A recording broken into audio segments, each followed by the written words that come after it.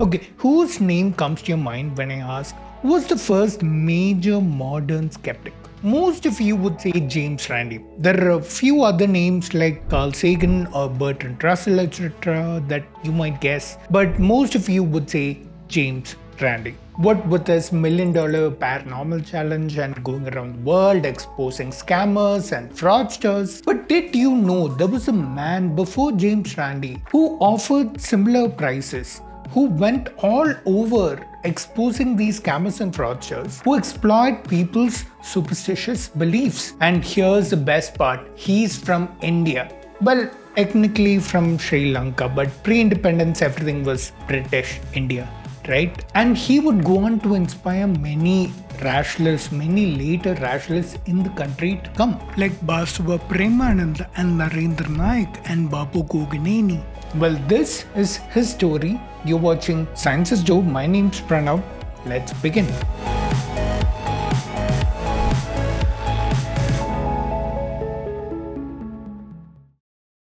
We see India as this country of religions and myths and babas and frauds who hoodwink people, make money off of innocent, gullible people's beliefs and superstitions. This has been going on for centuries now, so much so that these spiritual gurus have gone to the West to make some money there. But India has an equally rich tradition of rationalism as well, and there are so many leaders of such rationalist movements right from thousands of years ago who try to protect the people. It's just that most people born after 2005, who are most of the people on the internet, have mostly or only known BJP rule, which promotes this religious supremacy, and so they probably don't know about these heroes. I plan to bring out the stories of these rationalists one by one, so subscribe to the channel if you don't want to miss them. I'm gonna start in the years post 1900s when rationalist movements were most active, and this video is gonna be about the one man whom I'm gonna call the father of Indian rationalism,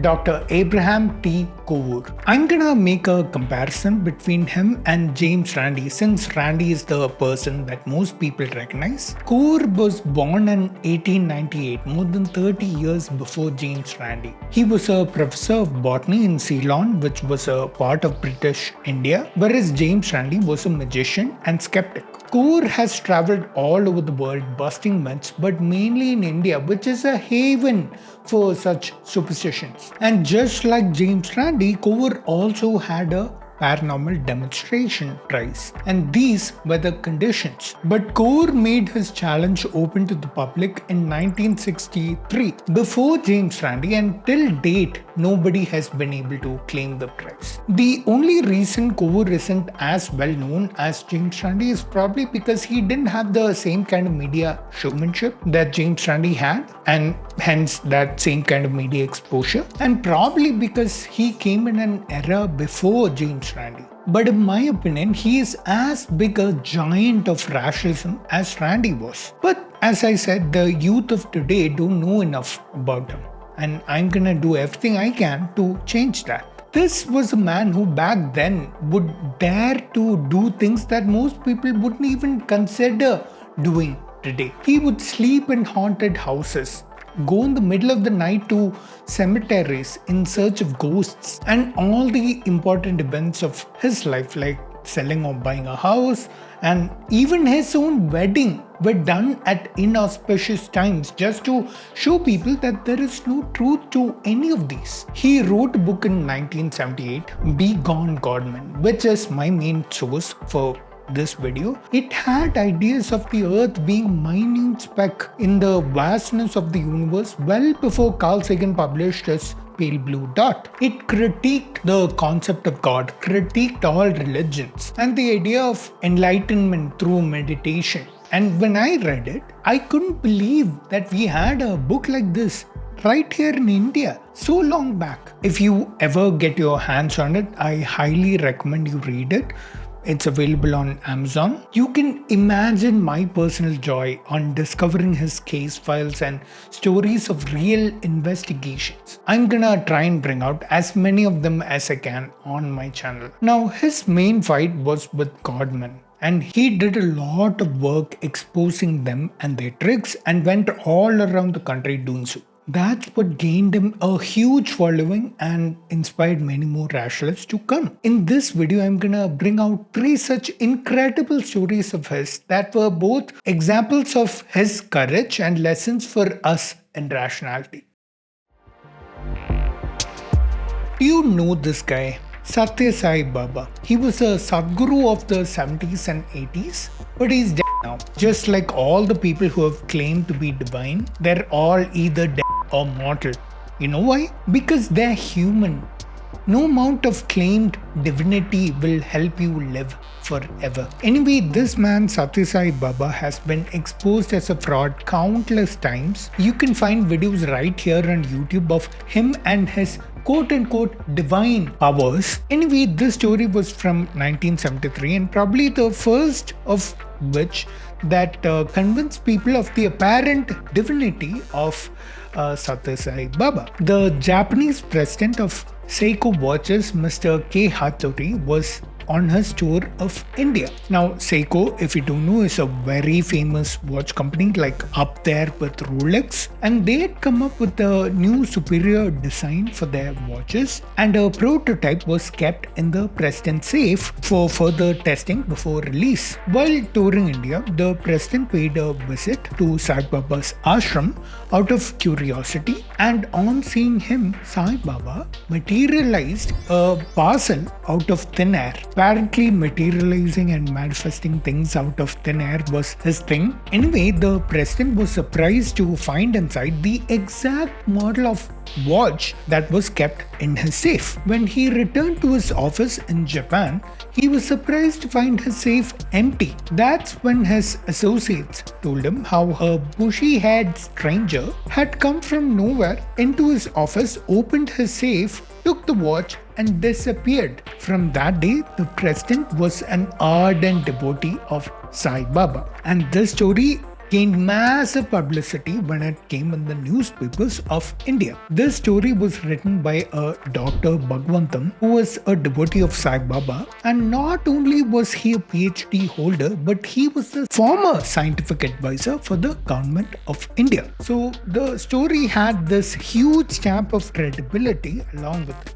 I know about you, but I'm getting huge vibes akin to that Dr. Bala Subramaniam, who is Sadhguru's right hand working at Harvard, who helps him with all his Harvard studies. Anyway, this story reaches Kovoor, who immediately smells something fishy. He writes to Dr. Bhagavatam saying, "This seems like nonsense you shouldn't accept without verifying. A man of your scientific caliber, I expect to uphold scientific values. I mean, why would the associates who saw a stranger break into a safe not ring the alarm and call the police? Please give me the address of the office of the watch company so I may verify this myself." And surprise, surprise, he got no reply from Dr. Bhagwantam. But this wasn't a problem for Dr. Kovoor, who got the address himself from the Japanese embassy of Sri Lanka, and he wrote to them and asked them about the whole incident. To which he got a reply from the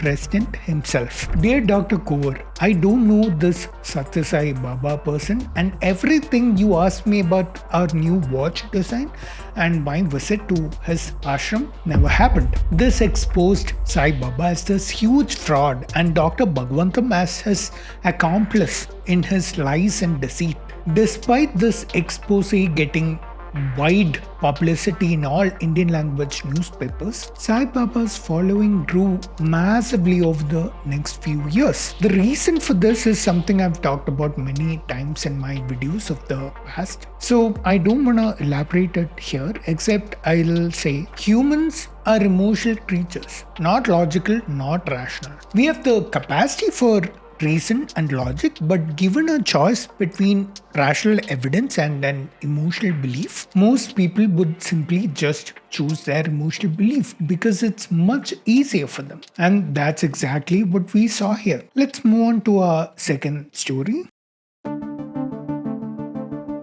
This is a story of a young Kovoor, who went in the 1920s to Calcutta for higher studies. Even though he was Christian back then, his Hindu neighbors asked him to bring some Ganga water with him on his return. Of course, the belief here is that the waters of the holy river Ganga would not only cure them of their ailments, but also provide them moksha or salvation from this cycle of life, death, and rebirth. His mother would invite more and more neighbors because apparently she liked the attention all this brought and all this making their family seem important. Kovoor, as promised, at the end of his studies, when it was time for him to return home in the summer, first went to the river Ganga to collect some water. And while he was there, he decided to take a dip in the river. And when he did, he felt something slimy and white touch him on the shoulder. This was the dismembered hand of some dead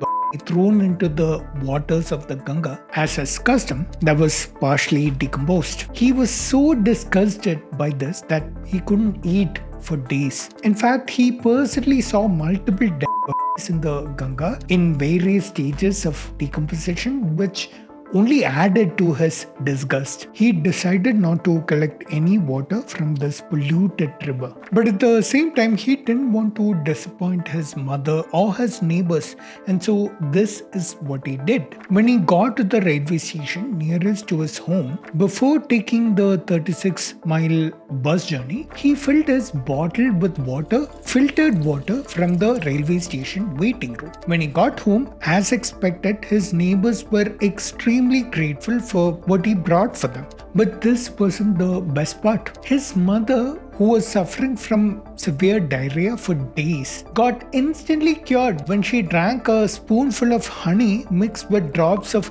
Ganga jal, and she would swear that it was the magical powers of the waters of the Ganga that was the reason for her recovery. Only Kovoor knew the truth, that it was just filtered water from the railway station. There was no magical power. And it was after this incident that Kovoor realized the power of belief in a person's mind. And a few more such incidents cemented his journey into skepticism and rationalism. This may have been more or less a positive story depending on how you look at it, given that his mother's diarrhea was cured and all. But we have to remember that the same kind of belief can lead to extremely negative consequences for individuals and the society as a whole. Let's move on to the next, the last and probably the most interesting story. This is a story from 1930. Kovoor and his friends were on vacation in the Olumadu forest. They had a guide with them, Chennaiya, and they were charting out a route on the map for trekking and stuff. And when they suggested a particular route, Chennaiya suddenly said that that area of the map is off limits. When asked why, he told them about the spirit of Kaderi, which is a forest spirit, an evil spirit which haunts that area, and any trespassers in that area would be doomed. Apparently, 6 years ago, a party of 4 men who went hunting in the area were found dead with their guns by their sides. Assuming that the story was believable and not exaggerated, the forest spirits were responsible, and apparently the abode of Kaderi and his wife were 2 palu trees, and their children resided in the trees surrounding those 2 trees in the area. And people who have dared to venture out into that area at night have reported seeing flaming trees. The trees apparently were so bright at night that it looked like daytime even in the darkest hour. This captured the interest of the skeptical Kovoor and friends, who immediately asked the guide to take them there. And even though he initially refused, the guide finally relented and agreed to take them there, provided they tied these protective pieces of turmeric on their wrists and only observed the trees from very far away. When they finally got there, Kovoor saw that the guide was absolutely right. From about 100 yards away, they could clearly see the flaming trees. There were about 30 of them, and 2 in particular were extremely bright. Those are the trees in which the spirits of Karderi and his wife live, and the little ones around them are their children, Chennaya said. And more keep popping up every year. And that was it. The guide held up his end of the bargain and they went back to their camp. And you can guess what happened next. Kovoor wasn't satisfied, and so he went back to the haunted trees the next morning and collected samples of the tree bark before going back. When he got back to the college, where he was a professor of botany, he had access to a lab where he could analyze the samples under a microscope. To his surprise, the bark was covered in a species of fungus which was bioluminescent. Basically, they glow in the dark. I'm sure you've seen other instances of bioluminescence, like certain species of algae in the water or fish in the depths of the ocean. Turns out that this species of fungus, which can actually glow very bright in the night, was responsible for the legend of Karderi. Many times, superstitious beliefs just form around things we don't understand. There was a time when we didn't understand the shape of the earth or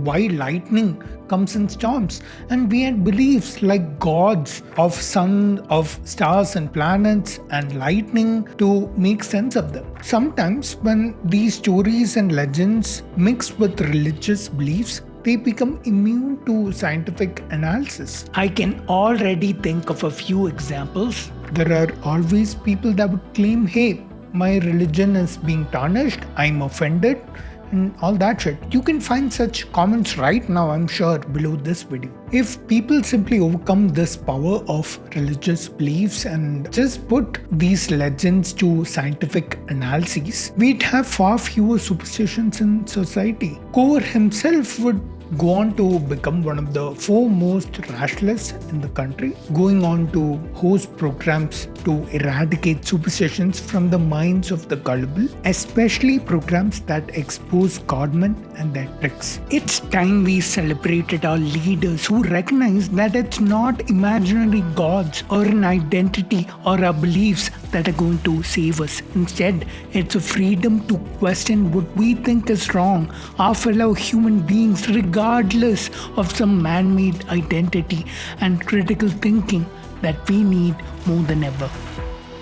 Finally, I just want to say how grateful I am for the amount of attention that the channel has been getting lately, and there are a lot of similar stories and similar videos that I want to bring. However, I need your direct help for that. I'm someone who doesn't take sponsors in his videos unless the product is aligned with my channel goals or aligned with my own personal goals. And the only way I can keep this channel running and meet my own living expenses is through your direct support, because we all know that YouTube ad revenue sucks. You can support me through one of these options that you see on your screen. I'll link them below. I'd also like to thank my highest tier supporters on both Patreon and YouTube. If you like that video, you might also like this one where a rationalist challenged a tantric on live TV. Sure, you want to know what happened next. I'll see you in my next video. Till then, remember, science is dope.